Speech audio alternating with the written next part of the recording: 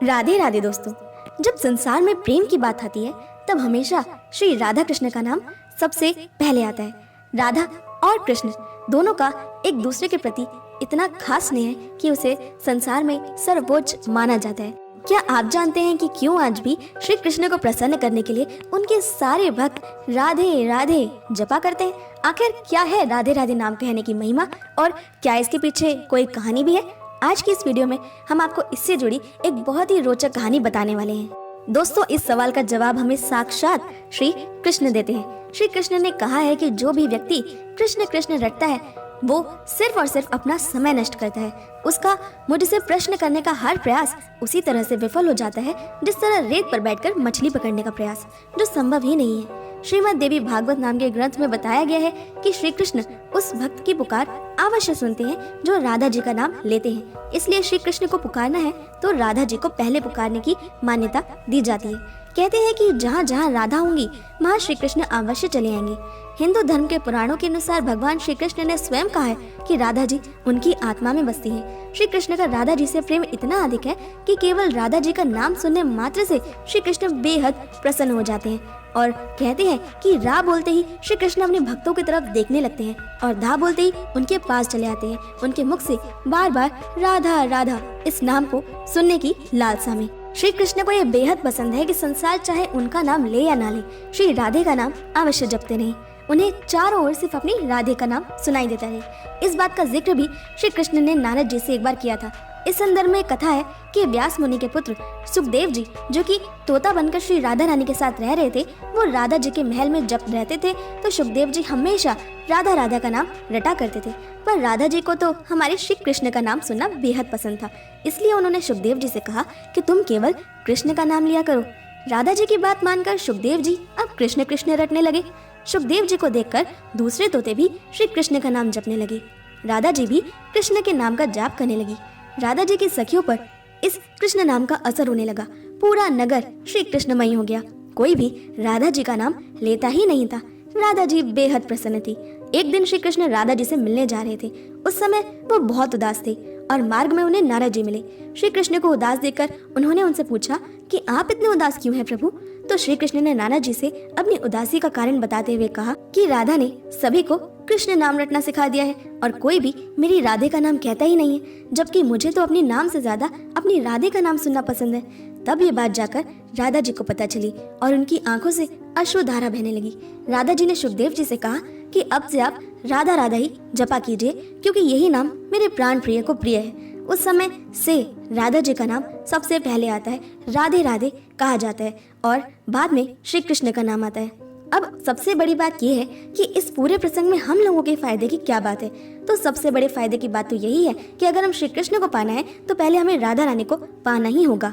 अगर श्री कृष्ण को अपने पास बुलाना है तो पहले राधा रानी को बुलाना होगा, पहले उनका नाम जपना होगा, हमेशा राधे राधे कहना होगा और देखिएगा आप श्री कृष्ण को अपने साथ ही पाएंगे। हमें चिंता की कोई बात ही नहीं होनी चाहिए।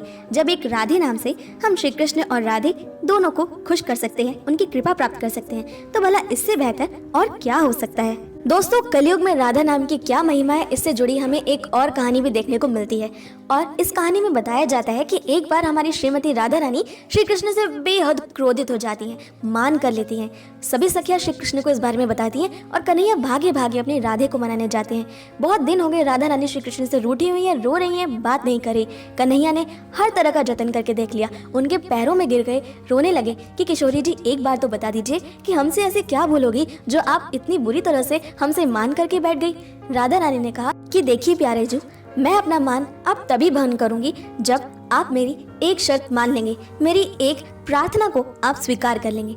कन्हैया ने कहा आप आज्ञा करें किशोरी, जो आप कहेंगी वो मुझे पूरी तरह से स्वीकार होगा। तब राधा रानी ने कहा कि मैं जानती हूँ अब कलयुग आने वाला है और कलयुग में बहुत सारी पाप आत्माएं आने वाली हैं। कलयुग में व्यक्ति को मोक्ष या मुक्ति मिलना और भी ज्यादा कठिन होने वाला है, असंभव होने वाला है। ऐसे में मैं चाहती हूँ कि यदि कोई मेरा नाम लेकर आपकी शरण में आए तो आप उस व्यक्ति को कभी भी अपनी शरण से मत निकालिएगा, उस पर हमेशा अपनी कृपा रखिएगा। आप मुझे अगर ये वचन देंगे मैं तभी अपना मान भंग करूंगी।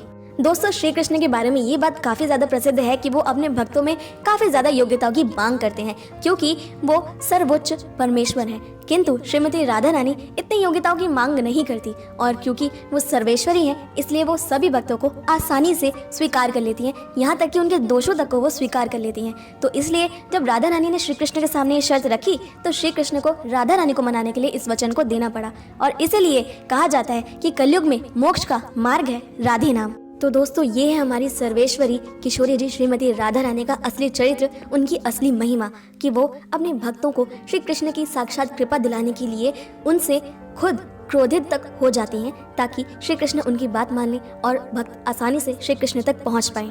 अब दोस्तों, कुछ भक्तों को ये शंका अवश्य हो सकती है कि अब हम किस नाम का जप करें, क्योंकि श्री कृष्ण के भक्त उनकी भक्ति के लिए ज्यादातर हरे कृष्ण महामंत्र, हरे कृष्णा कृष्णा कृष्णा हरे हरे, हरे राम राम राम हरे हरे, इस मंत्र का जाप करना सही समझते हैं। इसी का जाप करते हैं हर दिन 16 माला। तो ऐसे में क्या करना चाहिए, क्या जपें, हरे कृष्णा या राधे राधे?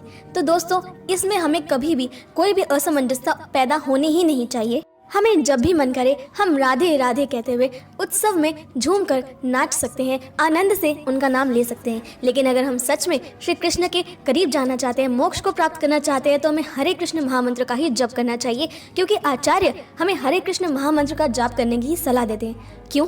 क्योंकि हरे का एक अर्थ श्री कृष्ण की शक्ति भी होता है, शक्ति यानी श्री रुक्मिणी महारानी और राधा रानी। तो इसलिए जो भी हरे कृष्ण महामंत्र का जप करता है, उसे श्री रुक्मिणी और राधा रानी के साथ श्री कृष्ण का नाम लेने का लाभ अपने आप ही प्राप्त हो जाता है। और दोस्तों, रही बात श्री राधा नाम की, तो राधा नाम तो अपने आप में ही उमंग है, जीवन है, प्रेम है, उमंग है, उत्साह है। हम जब चाहें, जब भी हमें ये लगे कि श्री राधा कृष्ण की कृपा हम पर बरस रही है, वो हमसे कितना प्रेम करते हैं, जब भी हमारे मन में उनका स्मरण आए, हम राधे राधे कहकर अपने जीवन को दोबारा से उमंग से, खुशी से, उत्साह से भर सकते हैं। अपने जीवन के हर क्षण को त्योहार की तरह मना सकते हैं। और यहाँ आपको जानने को मिलेंगे कान्हा के जीवन से जुड़े बेहद अद्भुत छोटे छोटे तथ्य और बेहद खूबसूरत कोट्स।